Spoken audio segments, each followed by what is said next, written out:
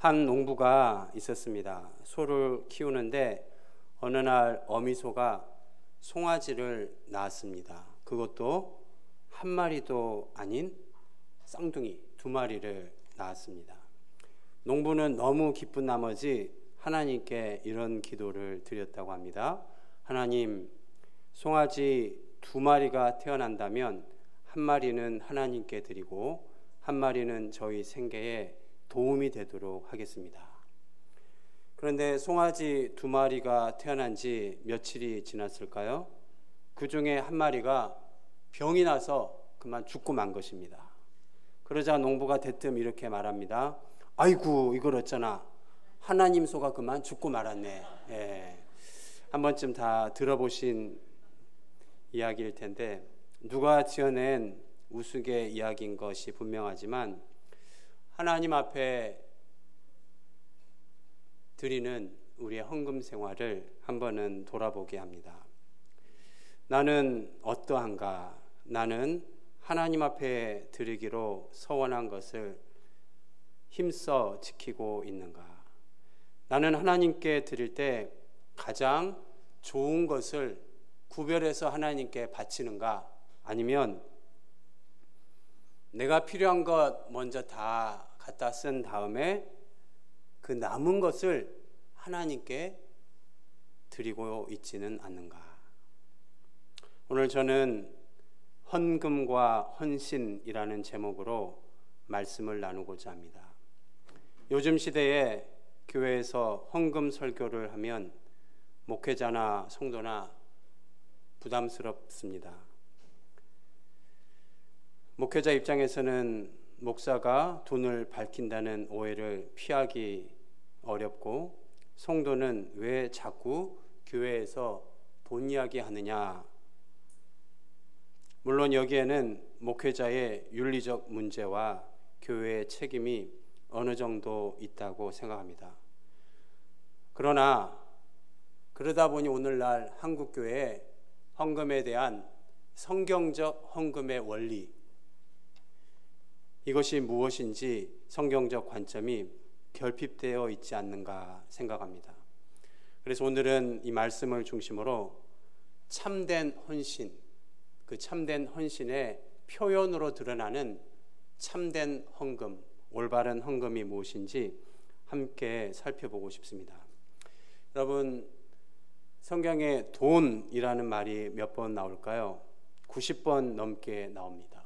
보물이라는 말이 42회, 재물이란 말이 무려 122회 나옵니다. 하나님의 말씀, 성경은 거룩한 책이 아닌가? 어떻게 성경책에 하나님의 거룩한 말씀에서 돈 얘기가, 재물 얘기가 몽땅 합치면 300번도 넘게 나오는가?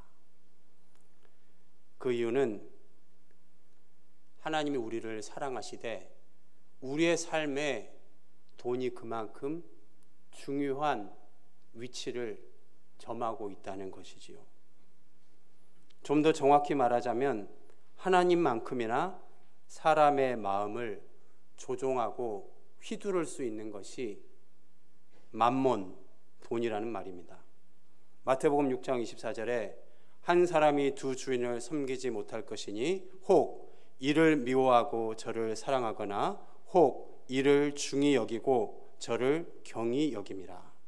너희가 하나님과 재물을 겸하여 섬기지 못하느니라. 아멘. 자, 그럼 오늘 말씀을 중심으로 참된 헌신을 위한 헌금의 원리가 뭔가? 첫째로 한번 따라하겠습니다. 자신을 먼저 드리자. 감사합니다. 우리 고린도후서 오늘 읽진 않았지만 한 장 넘어가서 8장 5절을 한번 읽어보겠습니다. 고린도후서 8장 5절에 첫 번째 헌금의 원리를 발견합니다. 시작. 우리가 바라던 것뿐 아니라 그들이 먼저 자신을 주께 드리고 또 하나님의 뜻을 따라 우리에게 주었도다. 그들이 먼저 자신을 주께 드리고, 헌금의 가장 큰 첫 번째 정신은 뭐냐? 이 앞에도 우리 성도님들께서 예배의 자리에 나와서 귀한 예물을 하나님 앞에 이렇게 드리지만 그 예물을 드리기에 앞서 먼저 나 자신을 하나님 앞에 드립니다 라는 그 믿음의 고백과 표현으로 이 예물을 드리는 줄로 믿습니다. 헌금 이전에 헌신이 중요하다는 말입니다. 여러분 한번 생각해 보십시오. 하나님께서 돈이 부족해서 우리에게 헌금을 요구하는 것일까요? 제가 영화부에서 우리 2살, 3살 아이들한테 오늘도 우리 지아라는 예쁜 여자아이가 이제 3살, 4살 됐는데 이 쿠키를 들고 있길래 목사님 하나만 줄래? 굉장히 오래 고민을 하면서 저를 좋아한다고 제가 알고 있었는데 저의 착각이었구나.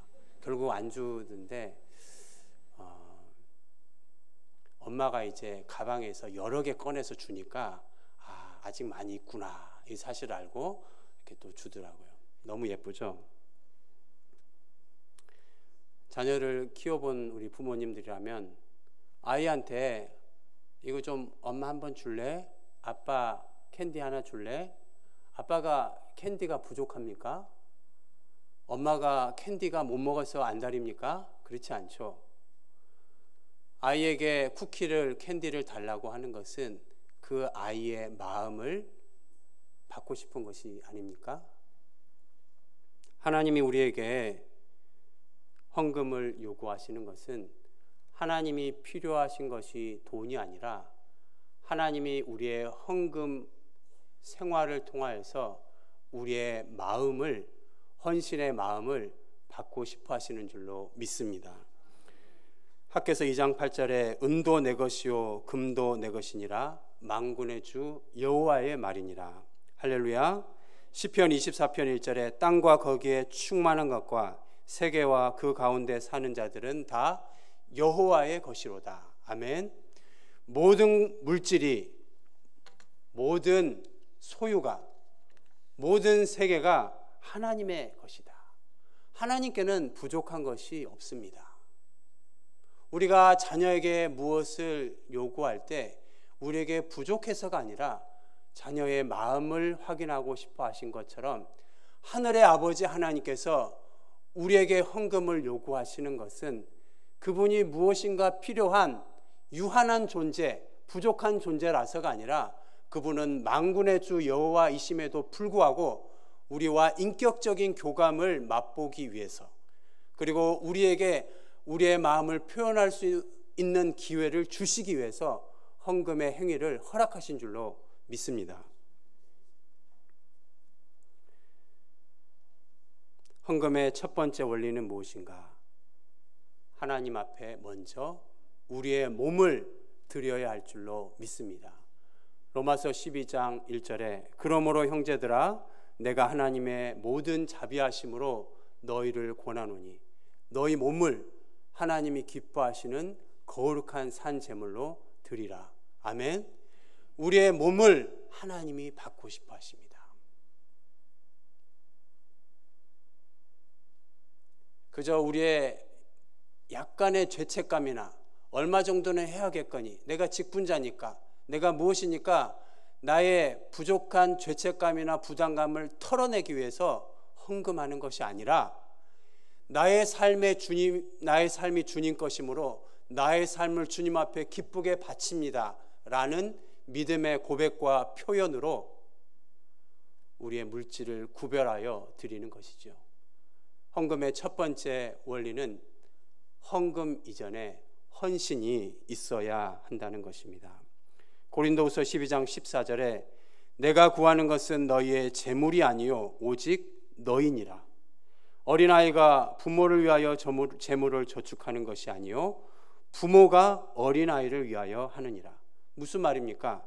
어린아이가 부모를 위하여 재물을 비축하는 것이 아니라 부모가 자녀를 위하여 하듯이 우리가 하나님의 것을 채우고 비축하는 것이 아니라 하나님께서 우리의 쓸 것을 마련해 두시는 줄로 믿습니다. 우리의 모든 쓸 것, 먹을 것, 입을 것을 주님께서 아시기 때문에 우리는 예배를 드릴 때마다 날마다 우리에게 일용할 양식을 주옵시라고 기도할 수가 있는 것이지요. 오늘 본문에 나타난 참된 헌신을 위한 헌금의 원리, 그 첫 번째는 자신을 먼저 주께 드리라.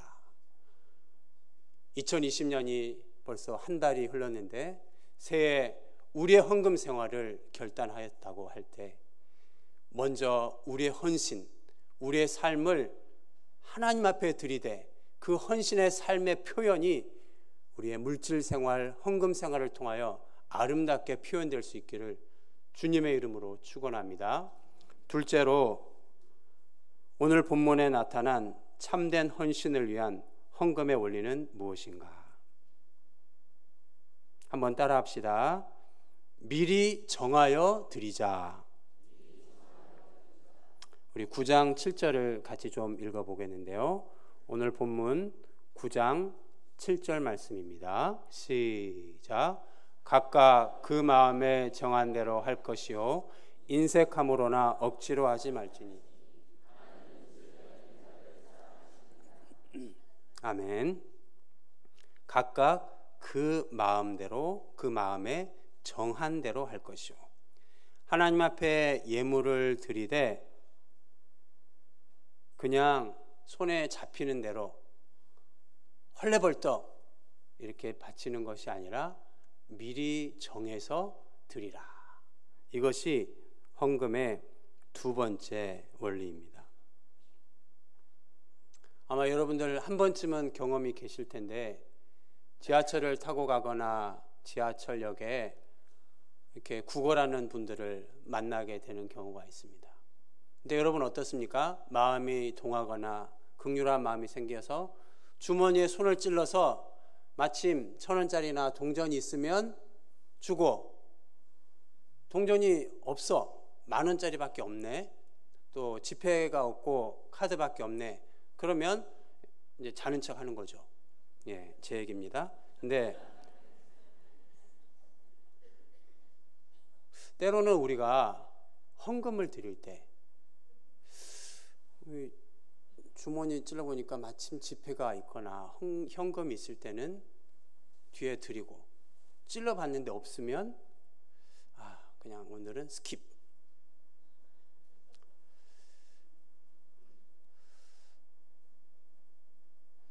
하나님 앞에 죄송하지만 우리는 종종 하나님 앞에 구걸하는 사람에게 자선하듯이 우리가 헌금 행위를 하는 수도 있구나. 주머니 찔러서 있으면 내고 없으면 스킵. 하나님은 그것이 아니라 각각 그 마음에 정한 대로 할 것이요. 금액에 많고 적음을 이야기하는 것이 아니지요.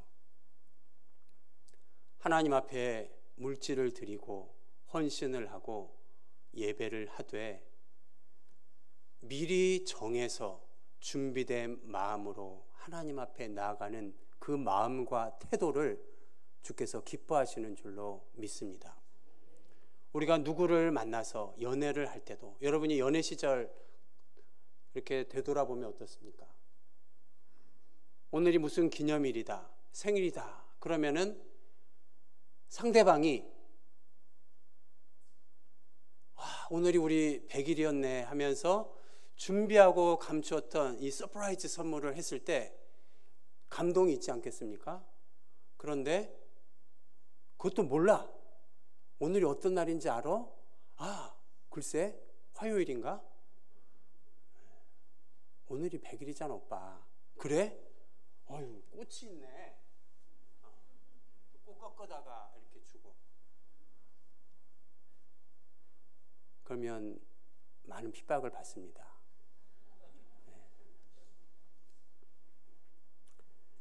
하나님 앞에 우리가 인격적인 교제, 주님은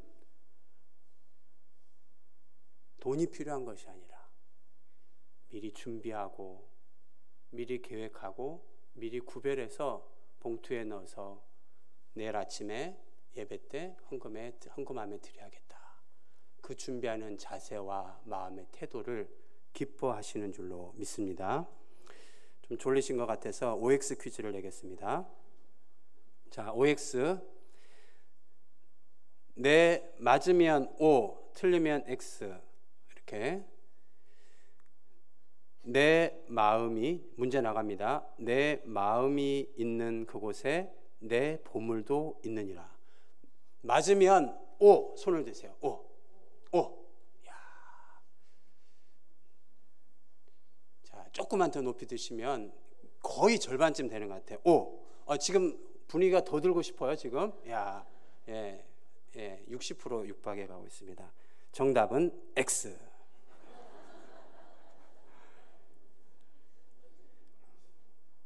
그럼 맞는 문장을 읽어드릴 테니까 잘 들어보세요. 내 마음이 있는 그곳에 내 보물도 있느니라. 이거 X입니다. O는 뭐냐? 내 보물이 있는 그곳에 내 마음도 있느니라. 아, 목사님 너무 얍삽하다. 이런 것이 아니라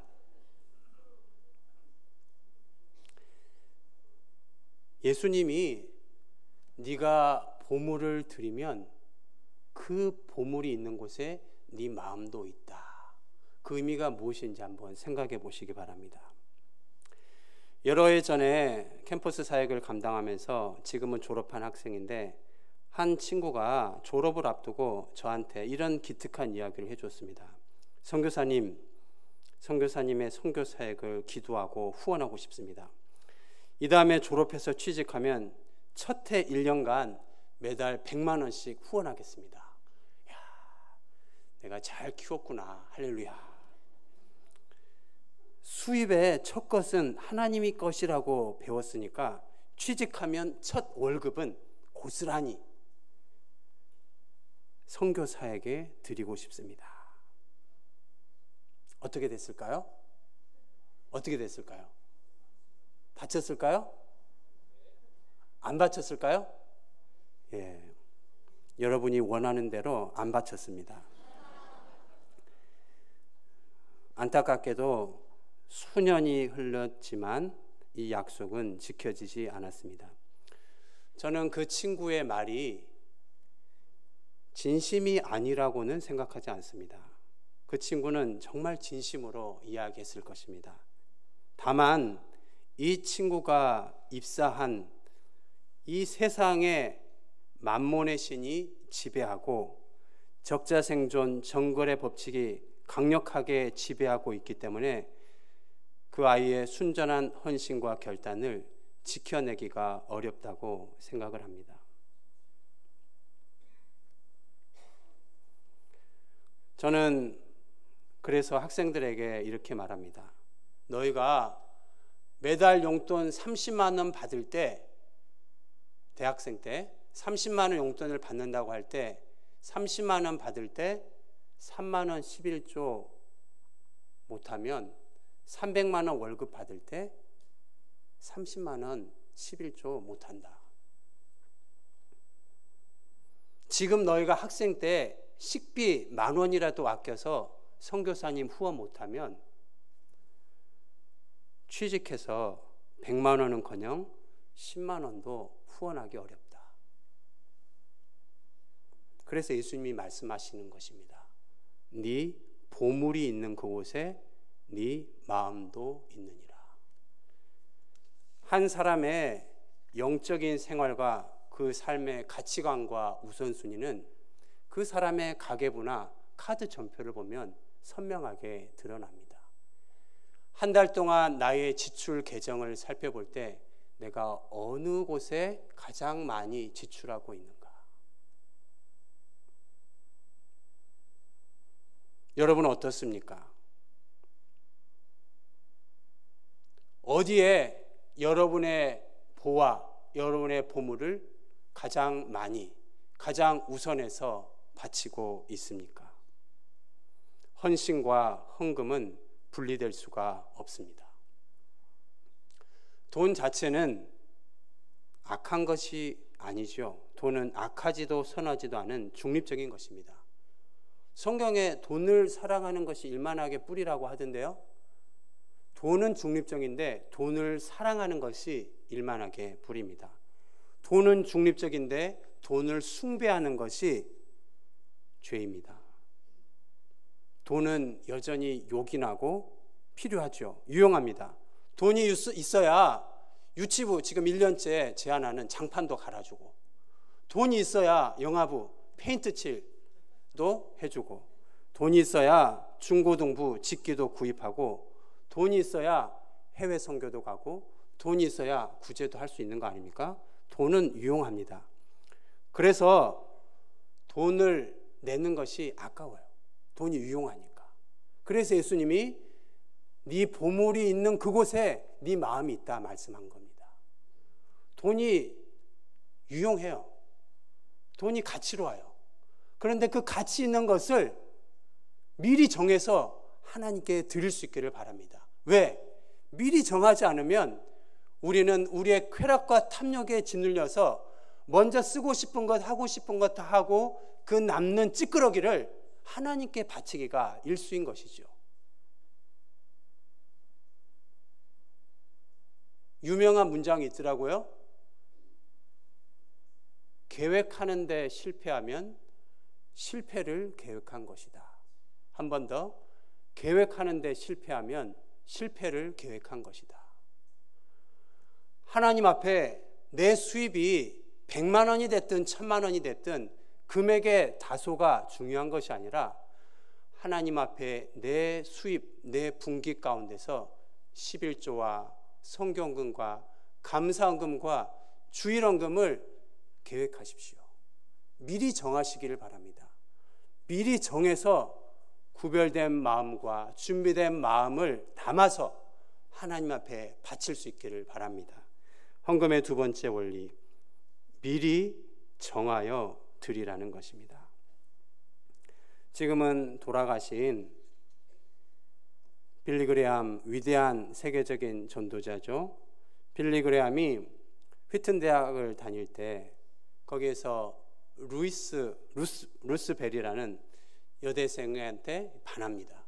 프로포즈를 하죠. 너무 아름다워서 혹시 금요일에 식사 같이 할 수 있습니까? 누구랑 미팅이 있어서 만남이 있어서 어렵다. 그러면 토요일 저녁은 어떤가요? 이 청년 빌리 그레함이 루스한테 묻는 거죠. 그러자 이 루시 토요일 저녁에도 선약이 있습니다. 계속 선약이 있다는 것 같으니까 빌리 그레함이 대체 누구랑 선약이 있습니까? 이 질문에 루스벨이 대답을 하는 그 대답에 더 홀딱 빠져서 이 여자랑 결혼을 해야겠다 결단했어요. 뭔 대답을 했냐? 주일에 주님을 온전히 예배하도록 준비하기 위해 토요일 저녁은 다른 누구보다도 주님을 위해 떼어놓은 시간입니다. 여러분 감동이 있습니까? 아멘입니까? 이 말을 듣고 완전히 반해 프로포즈를 했다고 합니다. 2007년 루스 그레함 아내의 장례식장에서 빌리 그레함은 이렇게 말합니다. 내 아내는 영적인 면에서 나의 사역에서 그 누구보다도 가장 큰 영향을 끼친 사람이었다 라고 회고합니다. 사랑하는 성도 여러분, 온전한 주일 성수를 위해서 미리 헌금을 준비하고 토요일 밤을 좀 더 일찍 잠들고 경건하게 준비할 수 있기를 축복합니다. 몸과 마음가짐을 준비하고 내일 하나님께 드릴 헌금을 준비할 때 하나님 앞에 드리는 우리 예배가 더 풍성하고 더 달콤한 축제가 될 줄로 믿습니다. 마지막 셋째로 오늘 본문에 나타난 참된 헌신을 위한 헌금의 원리는 뭔가? 한번 따라하겠습니다. 인색함으로 말고, 좀 힘드신 줄 알지만 좀 더 크게, 인색함으로 말고 자원함으로 하자.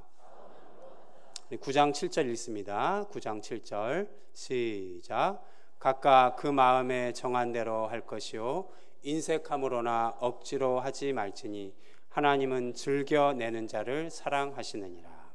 네. 하나님은 즐겨내는 자를 사랑하십니다. 하나님이 기뻐하시는 심령이 있습니다. 하나님이 기뻐하는 심령은 자원하는 심령이다 라고 시인이 고백합니다. 솔로몬이 성전을 건축할 때 이스라엘 백성들이 하나님 앞에 드리는 모습을 역대기 기자가 이렇게 보도하고 있습니다. 역대상 29장 5절 6절에 금 은그릇을 만들며 장인의 손으로 하는 모든 일에 쓰게 하였노니 오늘 누가 즐거이 손에 채워 여호와께 드리겠느냐. 6절 이에 모든 가문의 지도자들과 이스라엘 모든 지파의 지도자들과 천부장 백부장 왕의 사무관이 다 즐거이 드리되. 할렐루야. 하나님 앞에 드리는 것이 여러분에게 아까운 태도가 아니라 기쁘고 즐거워하고 조이풀한 신나는 기쁨의 행위가 되기를 축복합니다.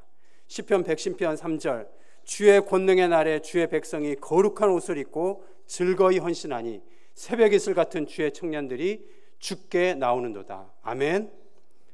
우리의 물질을 드릴 때 나를 위해서 자기 몸을 찢어서 그의 삶 전체를 주시고 독생자를 주셔서 나의 삶을 비참한 죄에서 건져내신 그 하나님의 구원의 감격이 나의 삶의 실제가 된 것이 분명하다면 이제 내 삶은 드릴 것은 몸밖에 없는데 더 드리지 못한 것이 안타까울지언정 이 예물을 주 앞에 기쁘게 춤추며 즐겁게 드립니다. 이 시인의 고백이 이 자리에 앉아 계신 우리 모든 성도님들의 중심의 고백이 되시기를 주의 이름으로 축원합니다. 마지막 네 번째로 헌금에 대해서 이야기가 나와서 11조 이야기를 조금 하고 마치겠습니다. 우리 9장 10절 말씀입니다. 9장 10절 시작. 심는 자에게 씨와 먹을 양식을 주시는 이가 너희 심을 것을 주사 풍성하게 하시고 너희 의의 열매를 더하게 하시리니. 많은 사람들이 교우들도 그렇고 캠퍼스 학생도 그렇고 11조 그거 구약의 율법에서 나온 거 아닙니까? 지금은 신약의 시대니까 폐지된 것 아닙니까? 제가 두 가지로 답변을 드립니다. 첫째, 11조는 구약의 율법에서 나온 것이 아닙니다. 구약의 율법에 있던데요. 레위기도 있고 레위기에도 있죠. 모세의 율법에서 11조를 말합니다. 그러나 놀라운 것은 모세가 BC 1500년이라고 할 때 아브라함 BC 2000년 400~500년 전에 아브라함이 창세기에 11조를 드리는 장면이 나오죠. 누구한테 바칩니까? 예, 우리 교회는 훌륭합니다. 잘 알고 계신 대로 아브라함이 그돌라오멜 왕 연합군을 무찌르고 조카 롯을 찾아옵니다. 전쟁에 이기고 돌아오는 가운데 살렘 왕 멜기세덱을 만납니다. 창세기 14장 20절에 너희 대적을 내 손에 붙이신 지극히 높으신 하나님을 찬송할지로다. 아브라함이 그 얻은 것에서 10분의 1을 멜기세덱에게 주었더라. 이 멜기세덱이 누구를 가리키는 것일까요?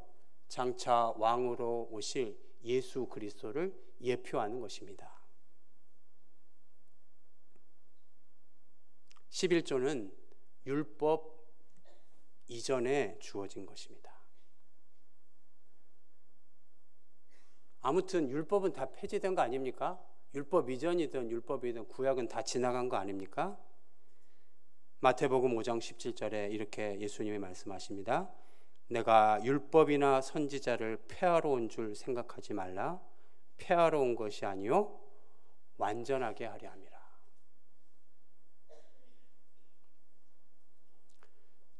바리새인들이 11조를 바칠 때 주님이 그들을 책망하실 때 너희가 박하와 백합 11조를 바치는데 의와 인과 신을 그들이 버렸다 책망합니다. 그러면서 주님이 하시는 말씀은 너희가 이것도 버리지 말고 이것도 가져야 할지니라. 무슨 말입니까? 11조를 바치되 의와 인과 신의 그 마음과 정신도 가져야 되고 그 11조의 태도도 행위도 지켜야 한다는 것이죠.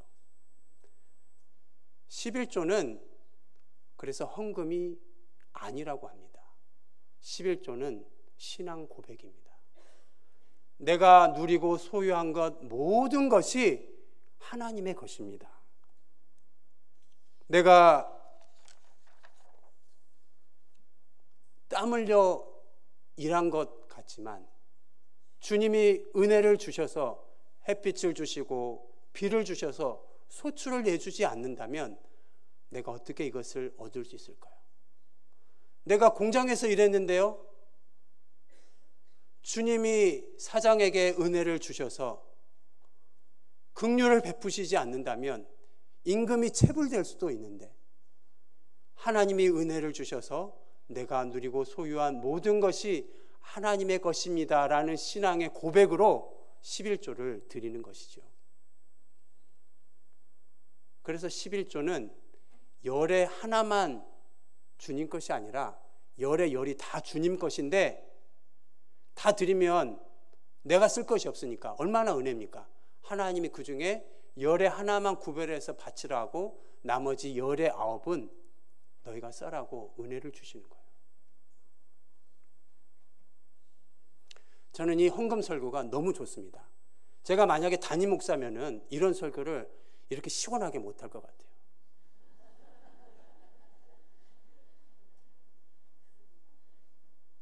하나님께서 우리에게 주신 성경적인 헌금의 원리를 하나님 말씀에 기반해서 여러분과 나눌 수 있는 것이 저에게 큰 특권이고 축복이라고 믿습니다. 말씀을 맺겠습니다. 독일의 종교개혁자 마틴 루터가 로마 교황으로부터 파문을 당한 날입니다.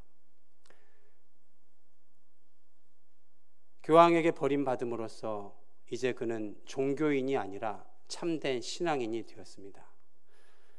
루터는 성도의 진정한 변화에 대해 3가지를 말합니다. 사람은 3가지 면에서 진정한 회심을 해야 합니다. 첫째는 머리의 회심이요, 둘째는 가슴의 회심이요, 셋째는 지갑의 회심이다. 머리의 회심이란 인간의 지적인 결단과 변화를 의미하는 것이요, 가슴의 회심이란 회개와 애통함을 표현하는 것이라면 대체 지갑의 회심이란 뭡니까? 그에 대한 루터의 대답은 이와 같습니다. 한 사람이 회심한다면 그의 지갑도 따라서 회심해야 합니다. 그 사람이 물질을 어떻게 모으고 어떻게 사용하는가가 사실은 앞에 2가지 회심의 척도가 되는 것입니다. 사랑하는 여러분, 주위를 돌아보면 돈 때문에 싸우고 돈 때문에 형제, 자매, 부모, 자식 간에 미워하고 물고 뜯고 심지어 죽이기까지 하는 것을 봅니다. 참으로 주님의 경고의 말씀이 지당합니다. 한 사람이 2 주인을 섬기지 못할 것이니 혹 이를 미워하고 저를 사랑하거나 혹 이를 중히 여기고 저를 경히 여김이라.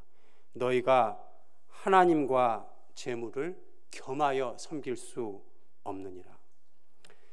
이 자리에 계신 부평중앙교회 모든 성도님들은 돈의 지배를 받아 돈에 무릎 꿇고 절하고 휘둘리는 인생이 아니라 하나님 한 분만을 주인으로 모심으로 돈을 다스리고 돈을 베풀고 바르게 헌금하고 그러므로 충성스러운 물질의 청지기가 되시기를 주님의 이름으로 축원합니다.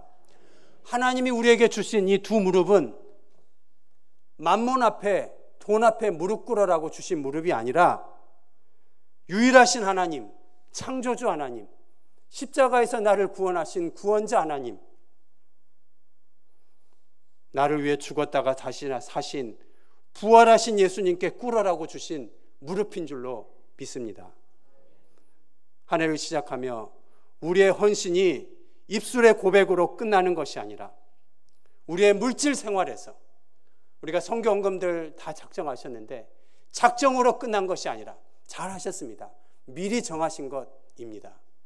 그러나 이제 우리의 삶의 일상에서 하나님 앞에 나 자신을 먼저 드리고 미리 정하여 드리고 인색함으로가 아니라 기쁘게 자원함으로 드림으로 말미암아 하나님께 기쁨이 되는 복된 인생 되시기를 주님의 이름으로 축원합니다. 기도하겠습니다.